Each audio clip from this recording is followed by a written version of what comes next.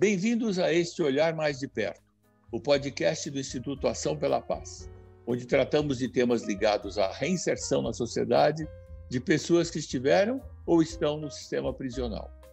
Eu sou Jaime Garfinkel, presidente do Conselho do Instituto, e hoje vou receber a consteladora familiar Rita Dueñas, fundadora do Instituto Terapias Integrativas Maná, a doutora Celeste Abamonte, que é diretora-geral do Centro de Ressocialização Feminina de Piracicaba, e a Adriana Fortunato, que ganhou sua liberdade há pouco do Centro de Ressocialização Feminino de Piracicaba.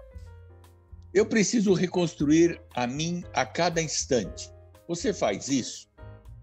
Esta é a frase dita pela Monja Coen no início do seu vídeo sobre meditação para o projeto Paz no Coração, Liberdade na Prisão. Esse projeto é iniciativa da terapeuta e consteladora familiar Rita Dueñas, voluntária do Instituto Ação pela Paz e que está conosco para contar o que é o projeto que desenvolve junto ao Centro de Ressocialização Feminino de Piracicaba e também o de Rio Claro. Rita, bem-vinda ao nosso quarto podcast do Instituto Ação pela Paz. E a pergunta primeira que eu te faço: como surgiu a vontade de trabalhar voluntariamente com pessoas que cumprem pena nas prisões e como é o trabalho que você faz? Essa vontade de trabalhar com os reeducandos vem de um olhar muito atento e muito zeloso pelos excluídos. São muitos poucos os trabalhos realmente feitos com essa população. Veio esse chamado muito forte de realizar algo que pudesse transformar, que pudesse auxiliar na evolução dessas pessoas que, muitas vezes, por um pequeno delito, passam por momentos tão desafiadores e tão difíceis na vida delas.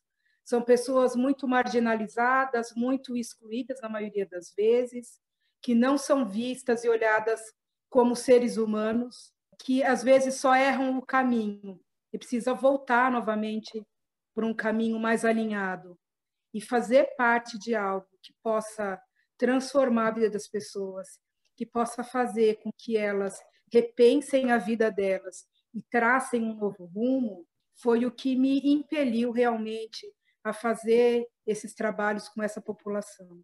Eu vejo muito o resultado do trabalho de uma forma muito efetiva e como uma possibilidade realmente de transformação. Para mim é uma alegria, é um motor, é um combustível realmente para a minha vida trabalhar com essa população. Foi durante a pandemia que começou o projeto Paz do Coração. Você podia nos contar um pouco como nasceu a ideia desse projeto para você e o que te motivou a realizar esse projeto? Na segunda semana da pandemia, dentro de casa, no conforto da minha casa, com as pessoas que eu mais amo, eu fiquei imaginando como que seria para as pessoas que estavam encarceradas, sem poder receber visita. Porque como eu já faço um trabalho pessoal com elas, presencial, e eu sei da ansiedade dessas pessoas em receber as visitas, em ter os seus parentes, ser privados disso, eu fiquei me colocando no lugar delas. Eu falei, meu Deus, como que vai ser para esse pessoal não receber visita, com toda essa loucura acontecendo aqui fora? E isso foi me dando uma inquietação muito grande. E uma noite eu tive uma insônia, e nessa noite nasceu o projeto. Assim, eu sentei no computador e veio as palestras, como que tinha que ser, veio para mim as pessoas que seriam muito pontuais para falar sobre cada tema. Então, veio essa ideia inicial. Então, a ideia inicial é muito simples, a questão é realmente concretizar o projeto, né? E por isso que a ONG foi fundamental, porque a Neuda, junto com a Claudinha, tudo foram me ajudando a dar uma estruturada nesse projeto. Então, no começo, não tinha a ideia dos acolhedores, mas aí eu fui pensando, né? Fui imaginando, falei, nossa, essas palestras vão começar a mexer com conteúdos tão profundos, porque só de eu escrever o projeto eu já fui ficando muito emocionada. E eu fui conversando depois com as pessoas e falando da ideia, e elas dando as ideias dela também, eu ficava mais emocionada ainda. eu falava, isso vai mexer muito com as pessoas. As pessoas precisam ter alguém que acolha elas. Então, a pessoa que vai colocar o play, né, porque foi tudo gravado, ela precisa ser uma pessoa diferenciada, precisa ser uma pessoa com um olhar amoroso, precisa ser uma pessoa empática, que consiga acolher sem uma intervenção, né, mas uma intervenção tão direta, mas um acolhimento direto dessas pessoas, porque para elas terem um espaço onde elas possam chorar, onde elas possam falar sobre o que aquilo repercutiu nelas. Só que eu achei ainda que era pouco. Falei, olha, isso ainda vai pouco. Eu acho que, de repente, essas pessoas poderiam escrever sobre cada palestra que elas estavam sentindo e enviar uma carta para a gente, né? Ter esse projeto das cartas que curam e a gente poder saber o que está acontecendo com elas, como elas estão recebendo tudo isso, e a gente ter uma oportunidade de dar o laço vermelho, né? Fazer o laço vermelho nesse presente e oferecer para eles uma palavra a mais de conforto. É bonito isso, essa ideia das cartas, porque a gente recebeu uma carta esses dias e a pessoa falou assim: cada carta que a gente recebe é como uma visita de um ente querido aqui dentro para a gente. E eu achei o máximo isso, né? Porque imaginar que esse tempinho que a gente leva, de meia hora, 40 minutos para escrever uma carta, com todo amor, com todo carinho, vai ser recebido pela outra pessoa como uma visita. Então, é uma extensão que a gente não tem noção. É simples para a gente, mas para eles que estão num lugar encarcerado, receber uma palavra de ânimo, de esperança, realmente é uma visita, né? Tem pessoas que falam que se sentem abraçadas, né? O abraço que a gente envia pela carta, as pessoas já relataram que sentiam esse abraço da pessoa. Então, isso me enche assim de amor e de alegria mesmo. E a meditação, como ela funciona com as pessoas privadas de liberdade? Um dos pontos principais do impacto que vai causar é acalmar a mente, trazer uma oxigenação maior para o cérebro, trazer um momento de pacificação interna. Porque é muito legal que a gente está lendo as cartinhas, né, dos reeducandos, e muitos nem sabiam o que era uma meditação. E que é algo muito simples, que é um respirar, que é um cuidar da postura, é um estar atento no aqui, no agora. Eu acho que um dos pontos principais que auxiliam a meditação é a arte de viver no presente, a quietude da mente. Porque muitas vezes, muitos dos erros dos reeducandos, Jaime, é porque as pessoas não param para pensar, elas estão tão alucinadas fazendo tudo no automático que não tem um momento de reflexão, um momento de respirar. Quando a gente respira, a gente oxigena o cérebro. E a gente fala, né, às vezes, quanta coisa que a gente poderia ter evitado se a gente tivesse dado uma respirada. Se a gente tivesse acalmado 1 minuto. Né? Porque para a gente fazer algo errado, são questão de segundos. E, às vezes, a gente não tem o treino da meditação. E o treino da meditação vai trazer calma, vai trazer mais centramento, vai trazer a arte de viver no presente, que tem coisas que não dá para mudar. Não adianta, o que acontece muito com os reeducandos, eles estão lá dentro e angustiados com as coisas que estão acontecendo aqui fora. Então, eles vão entendendo que o lugar que a gente está é esse, é o lugar que a gente está ocupando agora. Não adianta estar ansioso e desesperado com o que está acontecendo lá fora. Então, a meditação vai trazer essa arte de viver no presente, vai trazer essa ordem interna, porque é um caos que a gente tem. Então, ter um tempo para respirar, para se perceber, para ser levado mentalmente e espiritualmente para lugares que a pessoa nem imagina que poderia ir através da meditação, é um bálsamo para a alma. Uma pergunta que me ocorre de cara. Houve 20 pessoas que atuaram como voluntárias, inclusive a monja Coen. Como é que você conseguiu mobilizar essas pessoas? E qual foi a reação delas em participar do projeto? São pessoas que são próximas a mim, que eu tenho um certo contato, pessoas que já acompanham os meus trabalhos há alguns anos, sabem do meu compromisso, sabem da minha inquietação social, não só no discurso, mas nas ações também, porque às vezes é muito fácil a gente ficar indignado, a gente criticar tudo e todos, mas qual é a nossa ação efetiva mesmo? Então, algo que eu sempre brinco e falo, que é muita falação e pouca ação.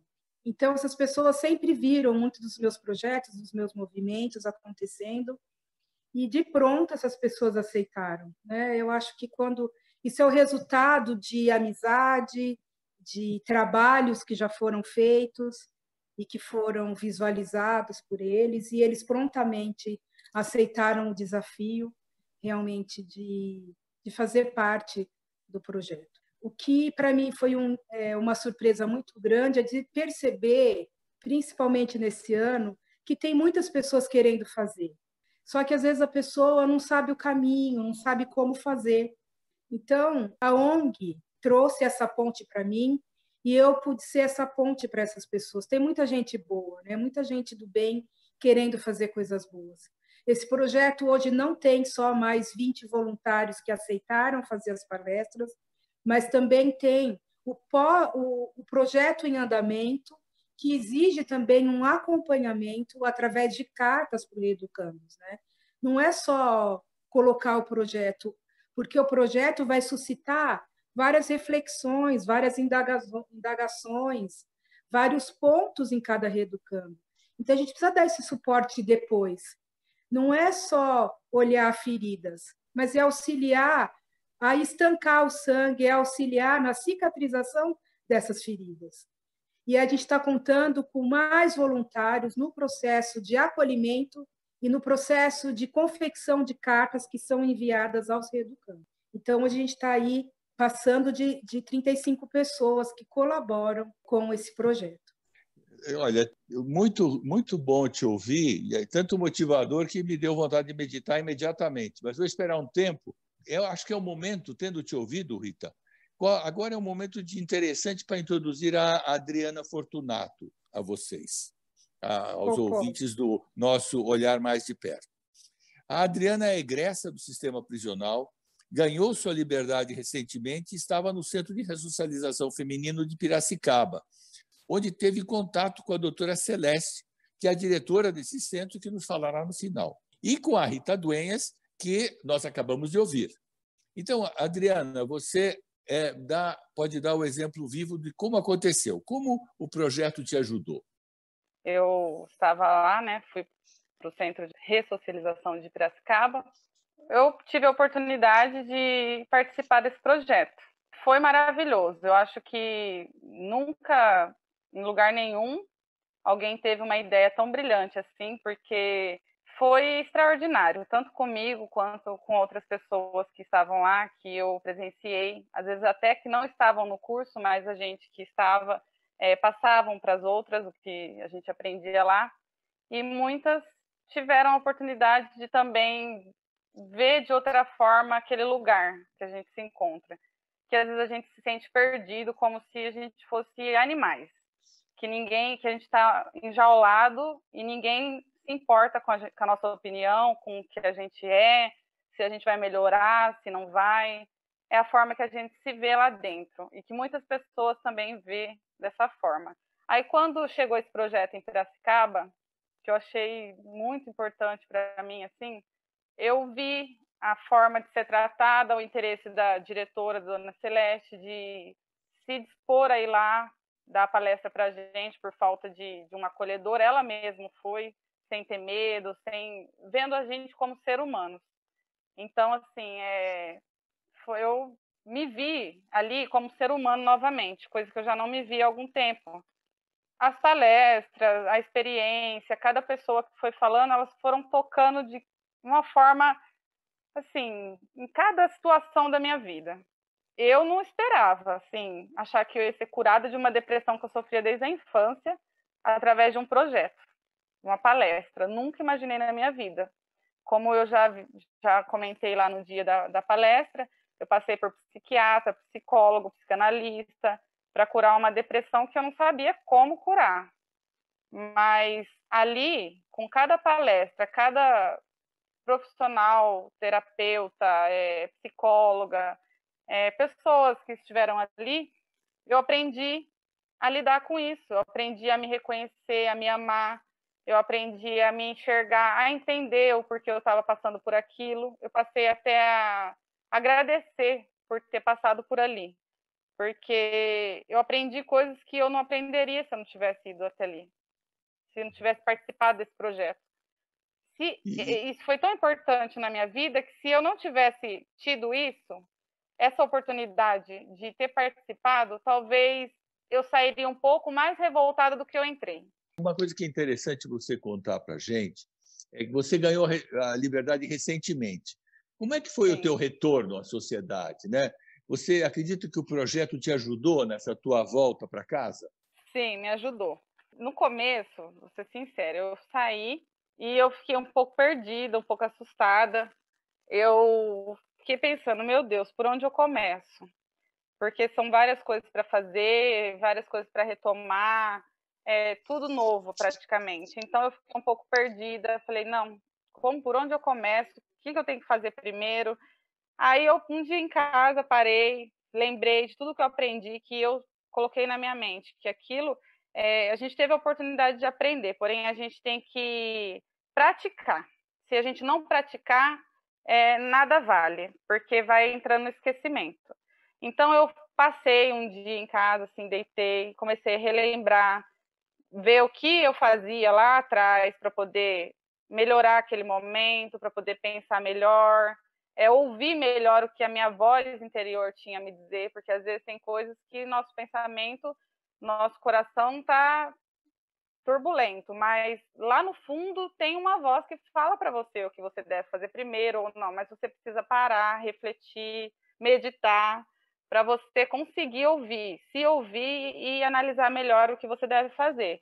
Então, nesse momento, eu relembrei, eu meditei, eu comecei a colocar as coisas no lugar. Falei, eu tenho que começar a colocar prioridades, ver a importância de cada coisa. Comecei a fazer as coisas com mais calma. Foi muito importante relembrar tudo que eu vivi lá e o que eu aprendi lá, porque me ajudou muito a me acalmar, a meditação, que eu não parei de fazer, ver de outra forma, porque antes eu era um pouco nervosa, eu tinha que resolver tudo ao mesmo tempo, eu ficava nervosa se as coisas não dessem certo, aí eu consegui me acalmar, olhar de outra forma, colocar prioridades, entender que as coisas acontecem na forma, do jeito que tem que acontecer, que nem tudo depende de mim. Então, foi muito bom, foi muito importante, assim, voltar a praticar o que eu aprendi lá, que isso é um aprendizado eterno, eu acredito.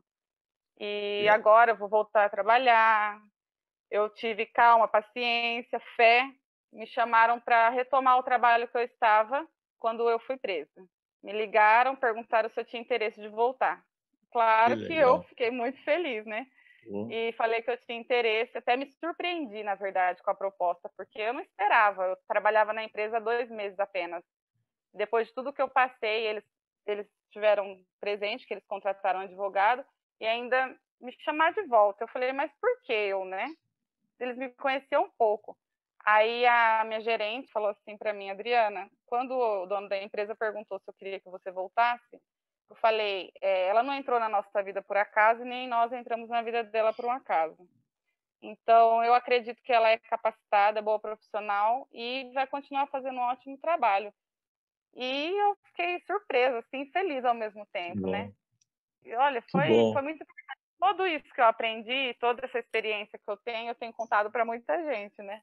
Porque acho que é uma coisa que não deve guardar, são coisas boas.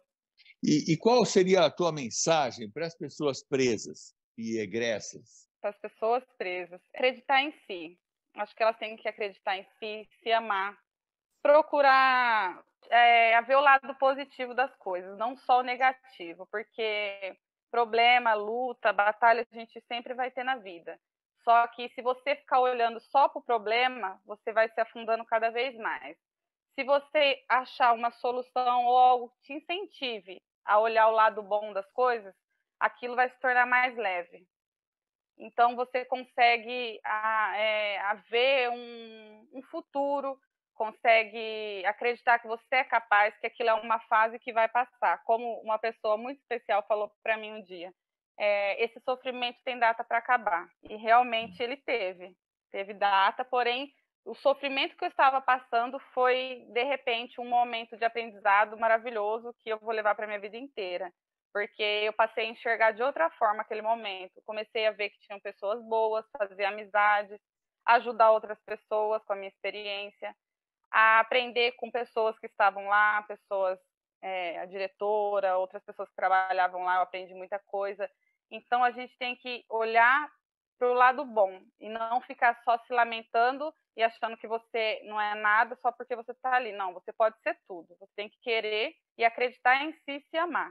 E nunca perder a fé em Deus, é claro. Que tudo vai dar certo. Só que a gente precisa persistir no que a gente quer. Sabe, Adriana, que eu acho que todos vão concordar que o que você disse é uma lição para todos, né?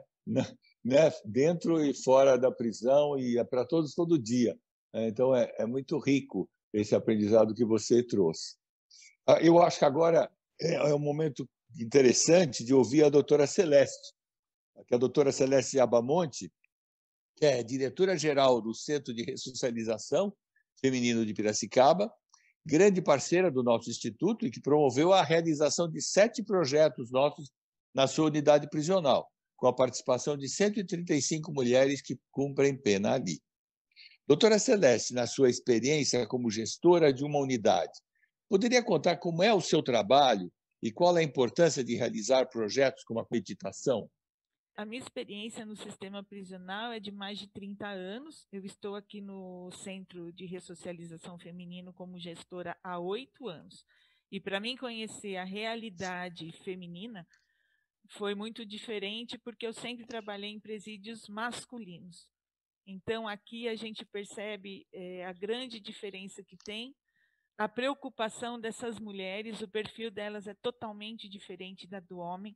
E elas se preocupam muito com filhos, com a família, muitas das vezes com aquele dinheiro que elas conseguem, porque elas trabalham no regime semiaberto, e elas ajudam a família, né? A Adriana está aí para exemplificar isso, e eu sei que ela juntou um dinheirinho para levar para a família dela. Então, o nosso trabalho, eu penso, e quando eu vim para cá, que eu senti que eu tinha um pouco mais de autonomia como diretora, foi não apenas fazê-las cumprir, né, que é o que está previsto na Lei de Execução Penal, cumprir aí a pena com dignidade, que toda pessoa humana tem o direito, mas também de proporcionar alguma coisa diferente. E aqui em Piracicaba, eu recebi assim, muita ajuda da sociedade civil, porque eu penso que eles começaram a acreditar no nosso trabalho, a ver que aquilo era levado muito a sério. Então, muitos cursos surgiram nesses 8 anos. E aí a Solange, né, do Instituto Ação pela Paz, eu até já a conhecia de uma outra fundação, quando ela trabalhava no Estado, e ela me falou do Instituto Ação pela Paz e trouxe alguns projetos que tinham, e eu me interessei muito. Eu acho até que nós temos mais desse número que você disse aí, Jaime. A gente começou assim, com cursos, na verdade, que possibilitavam a elas condições de, quando saíssem daqui, criarem uma renda. Então, nós tivemos bolo de pote, design de sobrancelha, maquiagem, unhas artísticas, enfim, uma infinidade. Porém, veio a pandemia, né? Então, na pandemia, a gente debateu aqui com uma grande realidade, porque nós temos 2 firmas grandes que trabalham aqui dentro, né? 2 firmas multinacionais, em que as presas fazem a parte dos chicotes para a linha branca de geladeira, micro-ondas, etc., e a outra de conexões e tubos. E o que acontece com essa pandemia? As empresas pararam, né? Não poderiam mais entrar, porque geralmente tem uma pessoa que vem aqui e fica o dia inteiro com elas, gerenciando, auxiliando, orientando na montagem. E a outra empresa, elas iam daqui para Rio Claro. A empresa disponibiliza ônibus, traz e leva, porque nós estamos aqui no regime semiaberto. Aí o que aconteceu? para tudo. Uhum.